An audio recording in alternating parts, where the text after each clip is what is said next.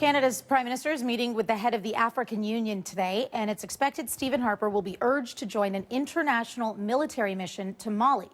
Northern Mali is home to the largest territory in the world held by al-Qaeda and its allies, but outside military intervention won't happen until late this year at the earliest. Our next guest believes that right now containment, diplomacy, and a bolstered political process in the country's south is crucial at this point.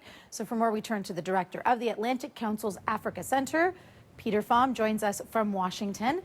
Thanks for your time. Not everyone is very familiar with the situation in northern Mali. Why should we be concerned right now?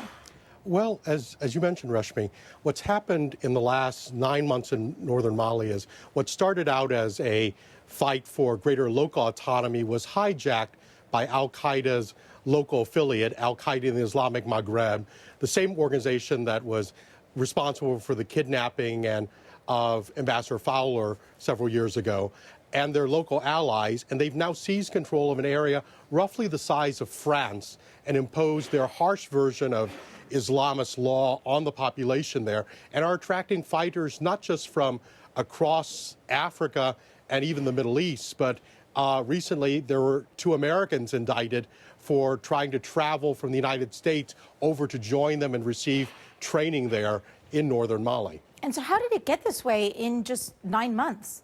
Well, the government there had been basically fighting a local insurgency, but really mismanaging it.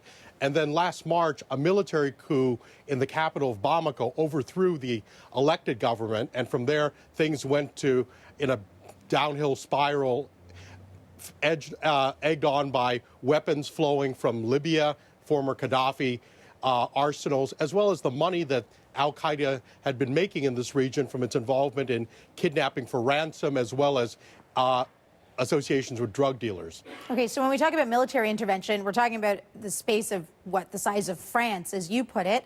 What would military intervention look like? What are we talking about?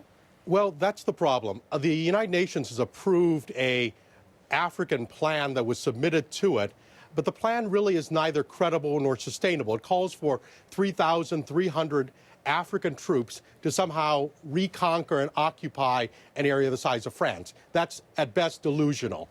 So what we really need to look at is containing this threat in that area, building up the political will to put together an international coalition that is up to the task, and in the meantime, training the African military and also rebuilding constitutional government in Mali. No one's going to fight and die for a government that is not viewed as legitimate and elected. Right, and our Prime Minister is meeting with the head of the African Union today. If we're asked to join this military mission, what do you think other countries could be doing at this point? I think the international community has to recognize 2 things. One is we all are fiscally constrained by today's economy. No one country can do it alone. So it has to be a coalition of the international community, the United States, Canada, France, the European Union, other countries working together, each contributing trainers to train the Malian military as well as the African military, equipment, intelligence. So it needs to be a broad-based effort of the international community, each partner bringing to the table what they can. But that sounds like it's going to take a much longer time in comparison to a force that in 9 months can take over a piece of land the size of France. It's going to take time. We have to recognize that reality. The African Union force that was approved by the UN at the end of December is only going to be fully deployed probably the latter half of 2013. So we're, at the very least, we're probably a year away from seeing any real action. So until then, we have to contain and give both diplomacy and political dialogue an opportunity to increase the odds in the favor of the international community. Okay, we appreciate your insight. Thank you for joining us. Thank you. That is Pham from the Atlantic Council's Africa Center joining us from Washington.